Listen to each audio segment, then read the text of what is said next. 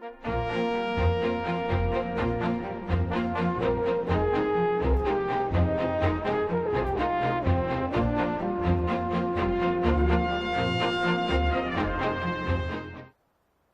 evening.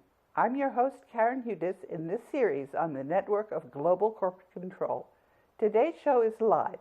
Thanks, as always, to Carmen Stanley, studio producer and director, Maurice Jackson, audio and teleprompter, and Couché Starnes, floor director.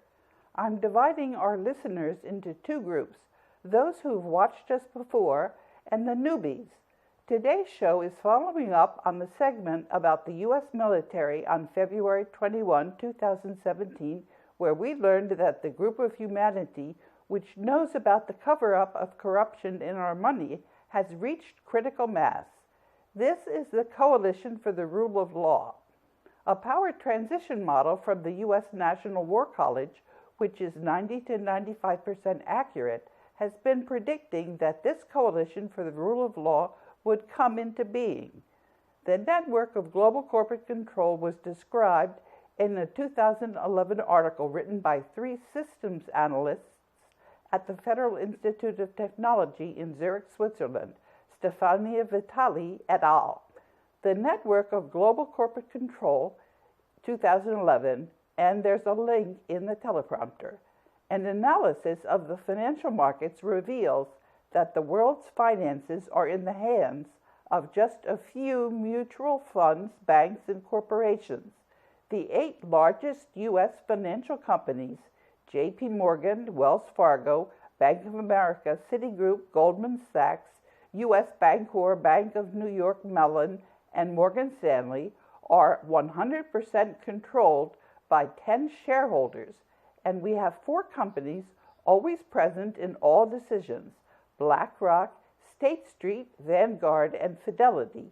In addition, the Federal Reserve is comprised of 12 banks represented by a board of 7 people, which comprises representatives of the Big Four, which in turn are present in all other entities. In short, the U.S. Federal Reserve is controlled by 4 large private companies: BlackRock, State Street, Vanguard, and Fidelity.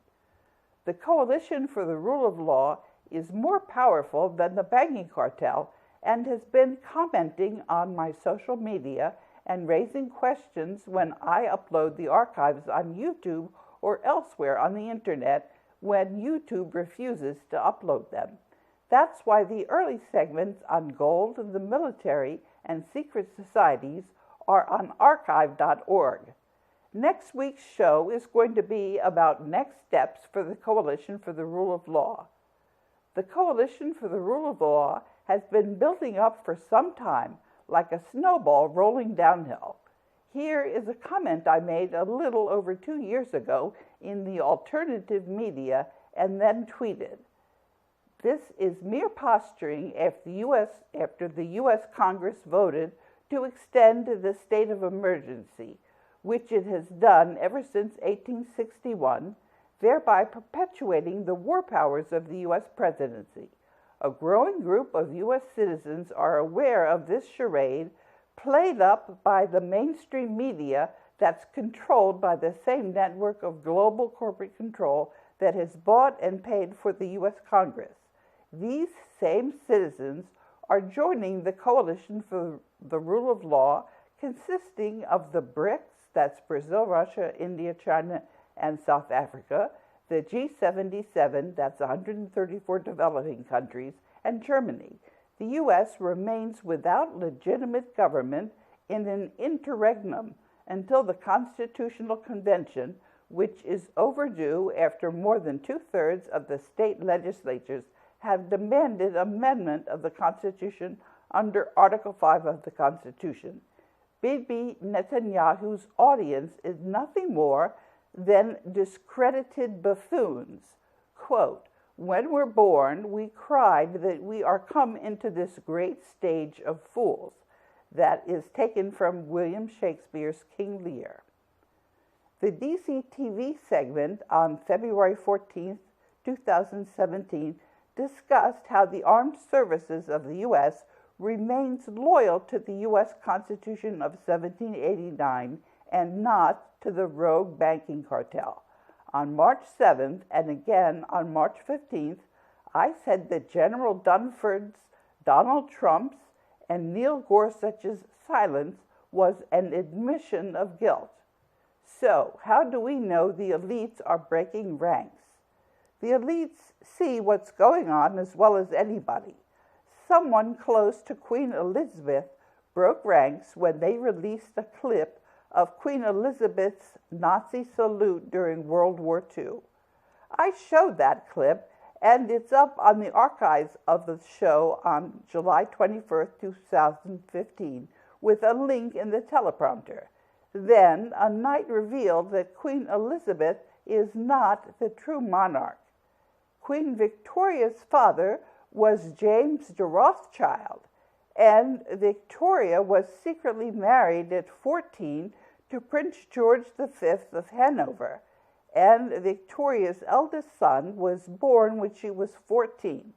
Victoria never divorced her first husband, so her marriage to her cousin Albert was bigamous and invalid. Victoria led a life of lies. Queen Victoria continued as mother to her eldest son, Marcos Manuel, who was exiled to Portugal, and he continued to visit his mother on the Isle of Wight and was subsequently crowned as the true King of England, John II. I have tweeted this to Julia Baird, who's a prominent journalist who published a biography of Queen Victoria. I asked Julia why she was pretending to write about who Victoria really was when she had deleted the most important information, which was that Queen Victoria was bigamous and that she had seen to it that the English monarchy and all her descendants on the throne were illegitimate.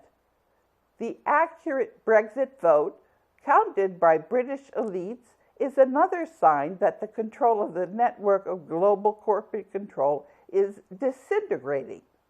The network of global corporate control is in receivership in the Global Debt Facility. The Global Debt Facility was put there by Jose Rizal just for today. The diplomatic corps has not broken ranks. Not a single of my many statements, minutes of the Board of Governors of the World Bank and IMF concerning the global currency reset, and press releases, they have not been contradicted. None of my statements on behalf of the 50 governors of the United States or their adjutant general, they have not been contradicted. Herman Wijfels, who represented the Netherlands on the board of the World Bank, has said in The Economy of the Future, quote, "We have hit the boards enormously wrong on all the fronts." And in a television interview in December 2014, Herman Wijfels said, "It's my sincere opinion that through different developments and circumstances, the elite, not only in our country, but in others, have betrayed their duty to the people." Emperor Akihito of Japan is on the verge of abdicating. I have contacted Emperor Akihito on behalf of his people and on behalf of the Joint U.S.-Japan Committee under the Status of Forces. And I said on an article of ABC News, Japan's 82-year-old emperor suggests he'd like to abdicate as he's worried about his health. What I said in my tweet to ABC was maybe Emperor Akihito was reacting to an email which I sent to him. And I also sent it to Pierre Vimont on the 15th of November in 2011.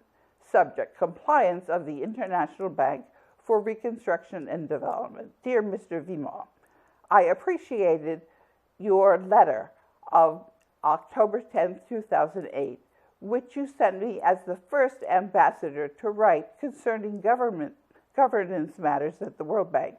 Yesterday, the World Bank's Senior Vice President and General Counsel, Ms. Anne-Marie Leroy, and I attended a conference at George Washington Law School.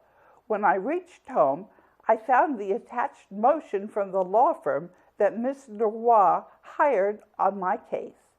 In the attached email, I requested the World Bank's Board of Executive Directors to bring the World Bank into compliance with securities laws under their powers in the Articles of Agreement, if Ms. Leroy was not prepared to do so. I'm also forwarding an update on these governance issues, which I prepared at the request of the European Parliament.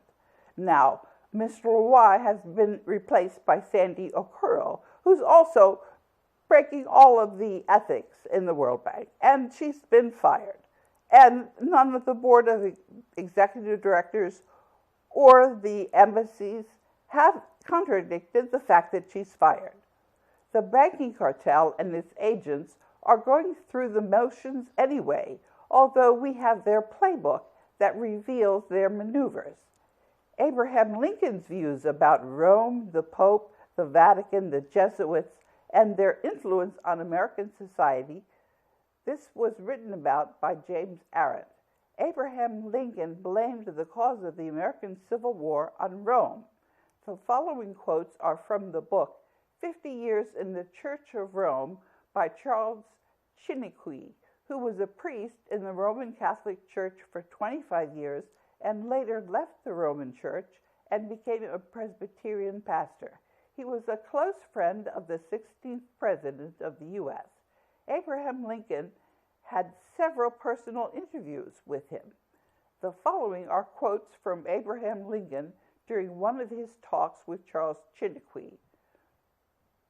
Quote, "It's with the Southern leaders of this Civil War as with the big and small wheels of our railroad cars. Those who ignore the laws of mechanics are apt to think that the large, strong, and noisy wheels they see are the motive power, but they're mistaken. The real motive power is not seen. It's noiseless and well concealed in the dark behind its iron walls. The motive power are the few well-concealed pails of water heated into steam, which is itself directed by the noiseless, small, but unerring engineer's finger. The common people see and hear the big, noisy wheels of the Southern Confederacy's cars, Jeff Davis, Lee, Toombs, Beauregard, Sam, etc., and they honestly think that they are the motive power, the first cause of our troubles. But this is a mistake. The true motive power is secreted behind the thick walls of the Vatican, the colleges and schools of the Jesuits, the convents of the nuns, and the confessional boxes of Rome." Quote from Lincoln, "I do not pretend to be a prophet, but though not a prophet, I see a very dark cloud on our horizon, and that dark cloud is coming from Rome. It's filled with tears of blood. It will rise and increase till its flanks will be torn by a flash of lightning, followed by a fearful peal of thunder. Then a cyclone such as the world has never seen will pass over this country, spreading ruin and desolation from north to south. After it's over, there'll be a long days of peace and prosperity, for popery with its Jesuits and merciless Inquisition will have been forever swept away from our country. Neither I nor you, but our children will see those things." And I tweeted about the Jesuits, quote, "most enormous of abuses," and that tweet went viral last week. Next week, we'll talk about sequencing and putting first things first. Suffice it to say that the first people to tackle the corruption in Rome are going to be the Catholics, in whose name these wrongs are attributed. And one of the tweets that I said was a quote that was from Napoleon Bonaparte, "most enormous of abuses." A critical mass of people are aware of the corruption in the money system. What's even more evident, there's a coalition of people at the very center of the Bretton Woods institutions that is charged with administering the world's wealth. You're seeing this coalition in action by the very fact that not a single embassy in Tokyo or New York has objected to the common law commercial lien to bankrupt Sandy Okoro, the World Bank Group's former general counsel. On behalf of the Development Committee, the Global Debt Facility, and in my individual capacity, on the 17th of March, I used the common law to begin bankrupting Sandy Okoro. The banking cartel is powerless against this strategic combination. The banking cartel tried to remove the documents on my website for my lawsuit in the Court of Appeals that the Board of Governors settled in 2012. These documents were restored. The banking cartel tried to remove the paragraph in the commercial lien which showed how the members of the Board of Governors approved the minutes of meeting in 2016 for the global currency reset. I put this statement back in the commercial lien. On March 15, 2017, this is what I wrote in the commercial lien. Lien claimant, that's me, informed the members of the Boards of Governors and the Development Committee via their New York missions and Tokyo embassies as follows. This is to inform you of my fax dated March 13, 2017 to Dr. Sandy Okoro, Group General Counsel of the World Bank, concerning the global currency reset, and that she is to be relieved of her duties if she is unwilling to implement the global currency reset previously referred to in the minutes of the 2016 annual meetings. These are the words that are in the commercial lien that are at the heart of the global currency reset. Quote, Sandra Okoro is acting outside the duties of the General Counsel of the World Bank and has prevented me from returning to the World Bank's headquarters and working on the global currency reset agreed to by the Board of Governors of the World Bank and IMF. Sandra Okoro has violated the Articles of Agreement of the World Bank, in particular Article 5, Section 2, which says the Board of Governors, all the powers of the bank shall be vested in the Board of Governors, and Section 5C, the President, officers, and staff in the discharge of their duties to the bank and no other attorney. Each member of the bank shall respect the international character of this duty and shall refrain from all attempts to influence any of them in the discharge of their duties. I have notified Sandy Okoro of her nonfeasance, misfeasance, and malfeasance, and given her the opportunity to rectify matters so the World Bank can be brought into compliance on the world's capital markets, and so that the Board of Governors of the World Bank and IMF can complete the global currency reset. Still, Sandy Okoro remains recalcitrant. Sandy Okoro is in commerce, and this is interfering with my fiduciary responsibilities to the World Bank, the IMF, and the world's peoples as beneficiaries of the global debt facility, damaging my business advantage character, and is obviously intentional, willful, wanton, and ongoing, as it's by design, this being self-evident. Even for people who have trouble believing in the 1.8 million metric tons of gold in the monetary gold reserves that are administered in the global debt facility, but these are very real. There is also documentary proof of the 2 quadrillion in bonds that were issued by the Federal Reserve in the 1930s. I have placed valid liens against the Fed. The cash flow going to the banking cartel from that scam called country debt, that is ending in the global currency reset. Ronald Reagan's Grace Commission showed that this cash was flowing to the banking cartel.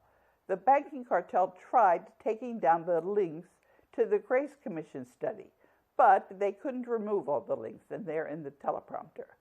The most strategic officer at the very heart of the Bretton Woods institutions is their lawyer, who helps interpret the Articles of Agreement and empowers the boards of executive directors and board of governors.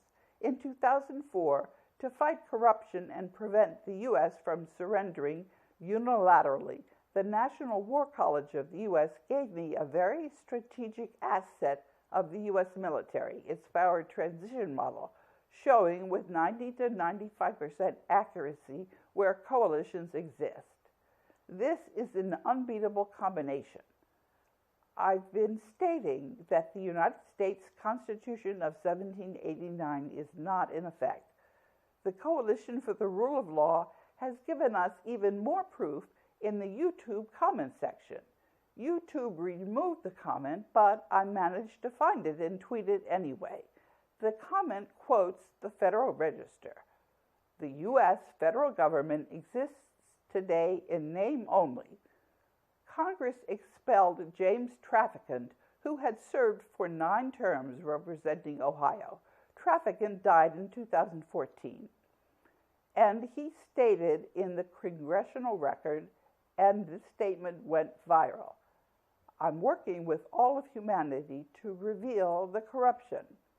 The existence of military mind control technology, which is directed against us to try and slow down the spread of this information on corruption, that's out in the open. Attempts to suppress this information backfire. The spread of information on corruption shows that the scalar and EMF technology is not able to contain the Coalition for the Rule of Law. And if you read the teleprompter, you'll see the statement of James Traficant. Quote, "Mr. Speaker, we are here now in Chapter 11. Members of Congress are official trustees presiding over the greatest reorganization of any bankrupt entity in the world history, the United States government. We're setting forth, hopefully, a blueprint for our future. There are some who say it's a coroner's report that will lead to our demise. It is an established fact that the United States federal government has been dissolved by the Emergency Banking Act on March 9, 1933. And the quote for the reference for the statute is in the teleprompter. It was declared by President Roosevelt that the U.S. was bankrupt and insolvent. The 73rd Congress in session in 1933, their joint resolution to suspend the gold standard and abrogate the gold clause dissolved the sovereign authority of the United States and the official capacities of all United States governmental officers, and departments, and is further evidence that the United States federal government exists today in name only. The receivers of the United States bankruptcy are the international bankers via the United Nations, the World Bank, and the International Monetary Fund. All United States offices, officials, and departments are now operating within a de facto status in name only under emergency war powers. With the constitutional Republican form of government now dissolved, the receivers of the bankruptcy have adopted a new form of government for the United States. This new form of government is known as a democracy, being an established socialist communist order under a new governor for America. This act was instituted and established by transferring and/or placing the office of the Secretary of Treasury to that of the governor of the International Monetary Fund. And that law reads, quote, "The United States Secretary of Treasury receives no compensation for representing the," and I don't know if the teleprompter can scroll up, right, "for representing the United States. There's ample proof that the U.S. Constitution of 1789 is not in effect. Each and every member of Congress is a traitor who sold out to the banking cartel, and this is proven by a lawsuit I discussed on page 8 of the teleprompter. I discussed this lawsuit also at minute 8:40 in the previous segment on DCTV. The banking cartel is trying to start a second Cold War with Russia. The Coalition for the Rule of Law is undermining the banking cartel's effort to scare Americans. The reality is that many people understand the climate of fear and hostility is simply based on lies. There's a group working with Professor Fomenko in Moscow State University that understands our history has been fabricated by the Jesuits. Professor Fomenko's website was taken down and later restored after I reported that the banking cartel was up to its usual shenanigans, and the absence of the website was more damaging than free access to the information on it. And you should also consider Sean Hiros's The Pharaoh Show and Octagon, which was seen by Russian Major General Konstantin P. Petrov. Sean Hiros discusses how former Major General Konstantin Petrov revealed this before he died under suspicious circumstances. 25 million Russians were murdered during World War II. It was the banking cartel that arranged for World War II and the murder of the Russians. The Coalition for the Rule of Law consists of all of humanity. During the nearly 2 years that this series has been on air, we've been learning from all corners of the world. The information has been vetted and discussed with no holds barred. I acknowledged any mistakes or disinformation that I had erroneously passed along. Ancient knowledge is coming to light. In the previous segment, I mentioned humanity's collective unconscious. The discussion of this topic is in my social media. Here's an example. Excuse me, could you go back a couple of lines? We've had a problem with our teleprompter, but it's been worked out. Here's an example of how this discussion proceeds.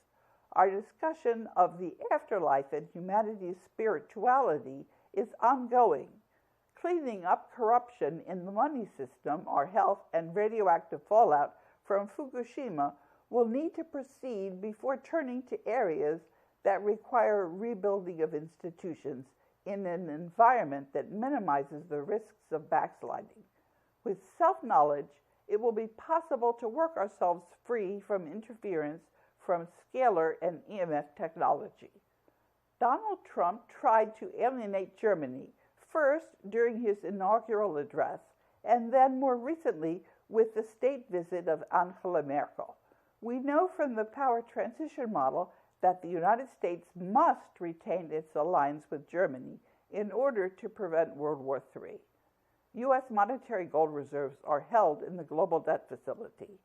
And there was an article which was trying to confuse people. There's been a lot of disinformation, and we're going to have to be very conscious of the fact that the media is deliberately trying to confuse us.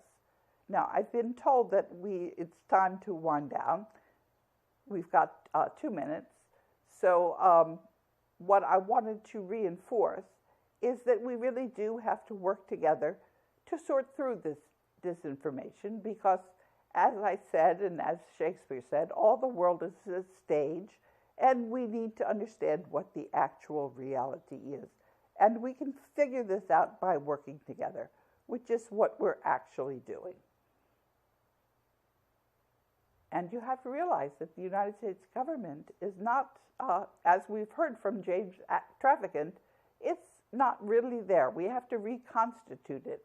And we have a way during a transition to work together and reconstitute our government in a way that makes sense to us. We have to put the Constitution of 1789 back into effect. I want to thank you for listening to another segment of the Network of Global Corporate Control, and I'm looking forward to seeing your response and providing the feedback. Thank you.